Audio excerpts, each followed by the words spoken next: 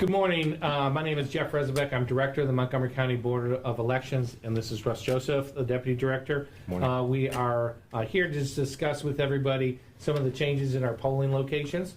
Just want to touch base on probably the one that caused some of us to have this, because we do normally have changes in our polling locations, but a couple weeks ago, the Centerville Church of Christ had a fire in their facility, so we did have to move that. And so we wanted to advise the voters in that area, and they're in Washington Double B, Washington J, and Washington L precincts. But that was, if you're voting at Centerville Church of Christ, you'll now be voting at Southbrook Christian Church. If you've already been voting at Southbrook Christian Church, you're still going to be there. It's just going to be a larger polling location for us. We do have some other changes. If you used to vote at the Centerville Library, you are now moved to the Centerville Christian Fellowship, which is just down the road on East Springfield Valley. All those that also were going in the northern area, if you used to vote at St. Rita's Catholic Church up on Main Street, you're now just going to be up the way a little bit to Engage High School, which is also on North Main Street. Then the Southview Children's Family Center also closed, and so we were forced to then go back to Horseman Elementary School, and that is several several precincts as well. We also have ATU Local 1385. We're no longer there. That'll now be those precincts will now be going to Needmore Road, Church of Christ. We do have a number of other locations. These are what I just talked about are generally temporary locations. There will be signs at the polling locations previously, and as well as the more current one to instruct the voters where to go. There has also been individual changes inside the precincts, and I'll highlight a few of them, not all of them, but there were 3 polling locations at Goodwill Easter Seals. That has changed. Some of those precincts will now go to Bainbridge Hall in downtown Dayton. We also have a change. There's 2 precincts out at Gateway Cathedral are now going to Majesty Banquet Hall, which is right there in Trotwood. St. Peter's, if your voting location was at St. Peter's, you are now going to go to First Christian Church. We also have a good one that we have going back and permanently. We thank those that were going to Union Pentecostal Church. Madison Lakes is now reopened, so we'll be back at that facility. That's just highlighting not all the changes, but some of the big changes that we were trying to hit. Yeah, and as Jeff said, it is normal that we have location changes for our polling locations from election to election. So that is a normal process, and we do have a few for this May primary that have changed, and then we have the one kind of more emergency change that we had to make at the last minute that we planned for. Involving the Centerville Church of Christ fire. So everything has been handled. Voters have been notified. They all have received a postcard in the mail. If they have a location change from a previous election, they probably just got that earlier this week in the mail. And then also, it's easy for anyone to check where they're supposed to vote. They can go online at montgomery.boe.ohio.gov. and they can check their voting location just to make sure if they've heard today that their location has been impacted, or if they're just not sure, they can always go on and check and see where they are to vote. And we provided that list to all the news outlets that if you guys can post that, as well as, and to pick on the Deputy Director, he got his postcard in the mail that his polling location is changing. So we can demonstrate to you using the go to the X center of the screen. Trying to do it left-handed, not good. You want me to do it? You can change it, yeah.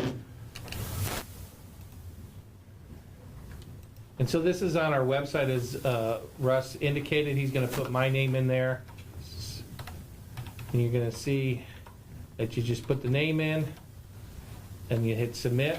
And then when you hit submit, your name, or if you have a popular name, it may come up. Over on the far right side of the screen, you're going to see there's a bunch of different things. You can see a sample ballot. but you also can see where you get your directions to your polling location. Your polling location is right in the center, but you can hit that button for the polling locations, and it'll show you where to go. And it pulls up a map for you, and it gives you actually right from my house to my polling location. So you can do that directly on our website, and that is all up to date. So if you have any questions, you can always, whether going to the website, or you can always call us here at the Montgomery County Board of Elections, 937-225-5656. Anything else? Just a reminder of early voting is continuing here at the Board of Elections. We will also be voting on the weekend. We have one weekend of voting. On Saturday will be 8 to 5, and on Sunday is 1 to 4. Correct. No voting on Monday anywhere. On Tuesday is Election Day. You will then have to go to your polling location. Polls open at 6:30 and will close at 7:30. Again, all polling locations are open countywide because we do have a state issue 2, which is the infrastructure constitutional amendment. And then there are a number of issues in particular areas. Huber Heights has 2 issues. They have an income tax and a school levy. Northmont has a school levy. Oakwood has a school levy. One area in Trotwood has an issue on Sunday liquor sales. And then there are a number of other issues to each locality.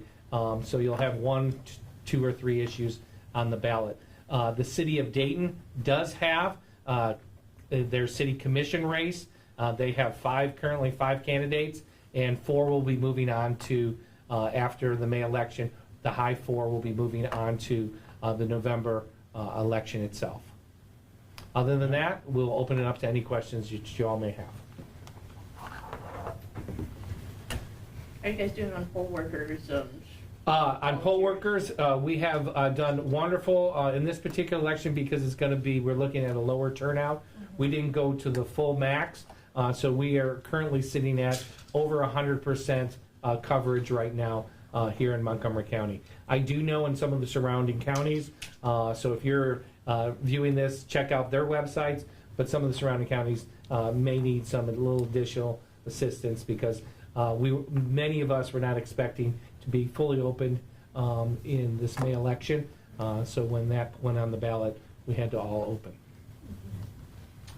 Could you guys just clarify what the current ID requirements are to be able to vote? Yes, currently you need a unexpired driver's license or an unexpired ID. You can also use an unexpired passport or a military ID or some form of Ohio government ID, as long as it's not expired. It also has to be the driver's license. It has to be an Ohio issued driver's license. Cannot use a driver's license outside. And again, do not be concerned that it may have a different address. We go at the current address that you are living at, go to that polling location, and then we will get you in the right ballot for that particular election. Have you guys had to make any other adjustments other than the church being set on fire as far as election attendance and the way things should be running? Yeah, that's really the only change we've had in these last couple of weeks. The others we were able to plan better for and find locations when we knew coming out of the November election that a particular location wasn't going to work for us, or they had construction or whatever going on. So like I said, that's a normal thing we go through, finding new locations. But yeah, so far, and hopefully, knock on wood, there won't be any between now and Election Day. But we are prepared if that happens to name.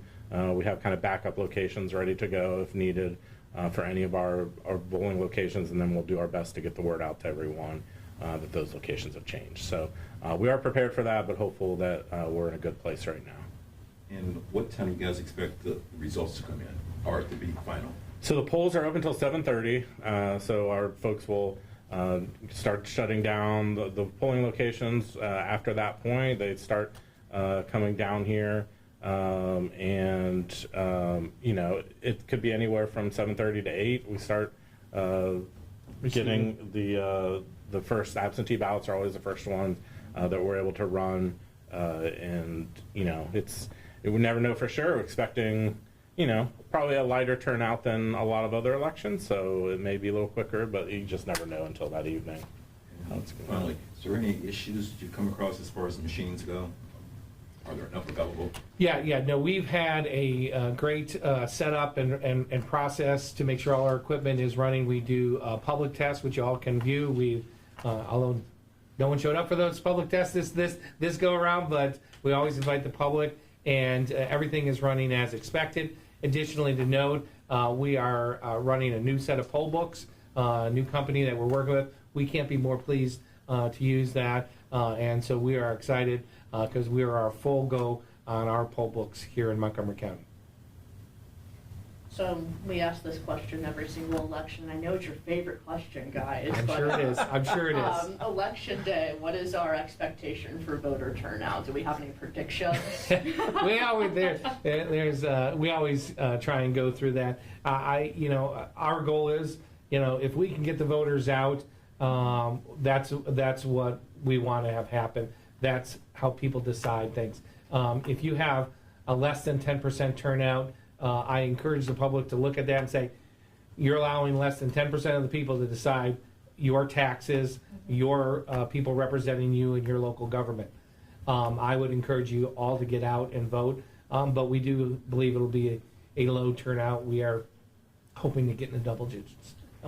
We currently have in the early voting, I think we just surpassed 1,000 early voters. And then I think we've absentee ballots.